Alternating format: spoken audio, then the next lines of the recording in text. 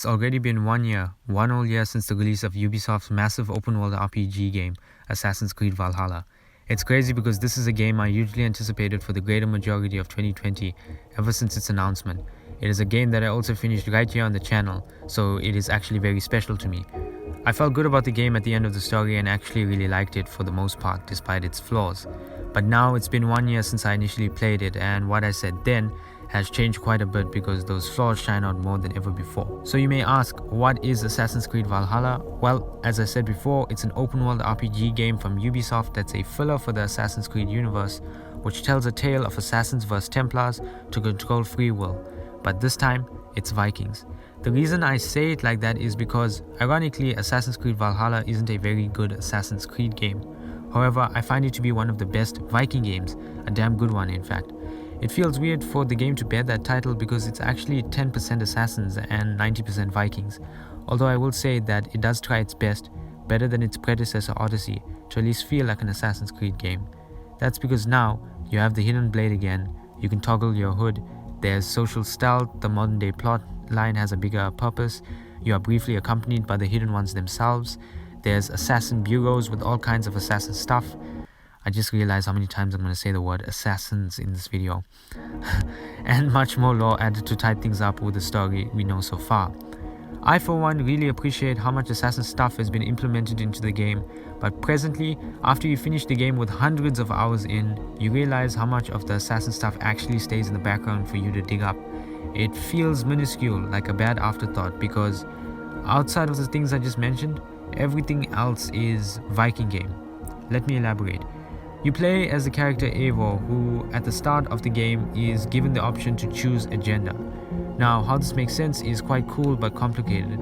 You see, the Animus, which is the present-day device used to interpret DNA to access memories to be played for the host, can't actually determine the gender of Eivor because Eivor is a reincarnation of Odin, the Norse god of Asgard, and the male representative of Eivor is the representative of Odin who still lives in Eivor's mind, consciousness, and DNA, which is why the Animus can't determine the gender, which leaves it to female Eivor being the canonical and actual Viking that existed in the era in which you play in. Because of this, Eivor's gender in the game can seamlessly be swapped at any point because both versions of Eivor exist in the DNA. That's only a tip of the iceberg because the game's whole narrative is split into different arcs that ultimately lead to a bit of a weird conclusion.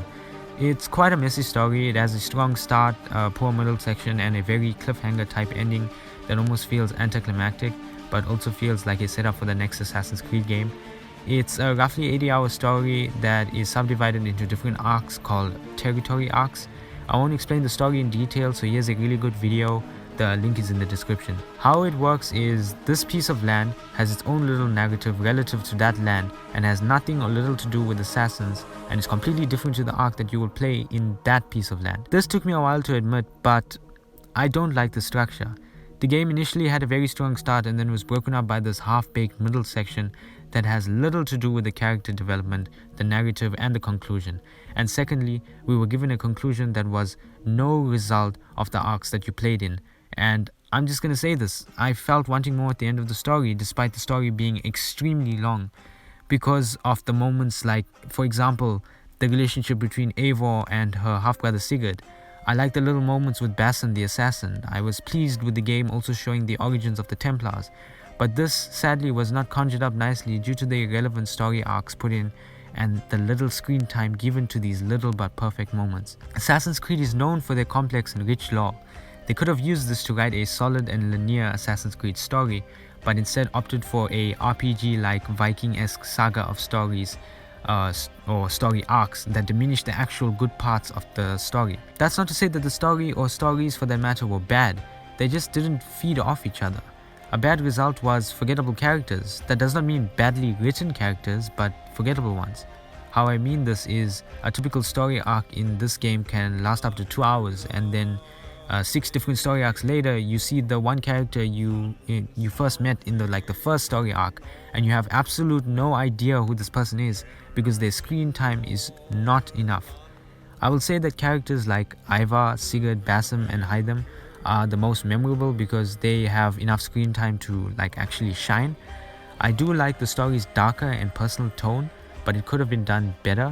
And one last thing about the story is that it is so unnecessarily long. I get it, it's an RPG, but why should it be this long? It just feels unnaturally stretched to justify the fact that it's an RPG game. It pushes Viking content and leaves the assassin stuff for you to investigate yourself. When it comes to gameplay and graphics, I feel that everything in this department could be better, but is good for the most part. Graphics are good, but it's inconsistent, cause the worlds in which you play in are astoundingly beautiful, but then character models feel weak. The facial animations aren't good as well, because the game's engine uses this auto facial and body animation thing instead of actually animating the characters. However, there are certain points in the story that are motion captured and you can easily tell the difference. The single biggest problem here is the mocap scenes occur very seldomly and most cutscenes use this auto animation thing. It sometimes looks nice and believable, but for the most part the animations remain stiff and robot-like, which can be immersion breaking. I do understand that having mocap scenes for every cutscene in the game will be costly because the game is so big, but for that reason alone, just make the story shorter. It doesn't have to be 80 hours long. I much prefer quality over quantity, and I think a lot of people do. Combat is hit or miss. See what I did there? What I mean by this is that I actually enjoy the direction of this brutal RPG hitbox like combat, because when it plays out it feels amazing. I love the combat in this game, and I love that there are these stylish takedown animations that grant you instant kills if you take down the enemy's stun bar. I like that because it encourages you to use your bow in combat and play it slow and precise rather than just swinging till your arms fall off. I like that there's stamina, so you actually have to manage systems while in combat, which adds a layer of difficulty. I like that there are so many different types of enemies that all play different and force you to fight different. The unique abilities are also enjoyable, like using a harpoon to pull in your enemy or attaching an explosive to your arrow. I especially like that the loot and gear have been dialed down so that only unique weapons and armors exist in the world. And speaking of the map, Ubisoft's recreation of Dark Ages England is absolutely breathtaking. There is so much to see and to explore that it actually feels like a one-to-one scale of England. But that's not all. You can literally also explore Norway, Vinland, Asgard and Jotunheim. Post-launch, several other maps were added, such as Ireland for the Wrath of the Druids DLC, and then France for the Siege of Paris DLC, as well as some smaller maps and river sections for the River Raids mode in the base game. So there is quite a lot to explore in this game, and all maps graphically and uniquely look so awesome. There are also talks of a third DLC coming to the game, but apparently it takes place in Muspelheim. I for one really like big maps. I just think that this amount of maps in a single game is absurd. I still like it though. But if we're going to stealth and parkour, this is the section where the game really fails to impress. And although these factors weren't always perfect across the whole series, I find that some previous games in the series did it much better than Valhalla. For example, Assassin's Creed Unity. Everyone that has played this game will agree that Unity had the most impressive stylistic parkour system in video game history. Just look at this.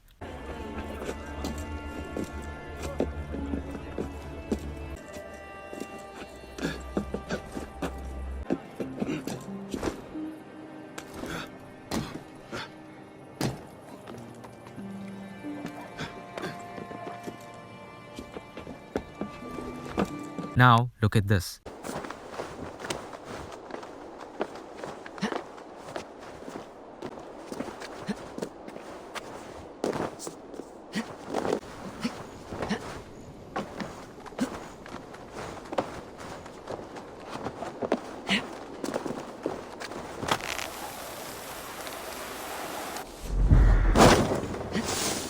Why this was downgraded is unknown, but maybe it was made this way for the parkour to feel relevant for the time period.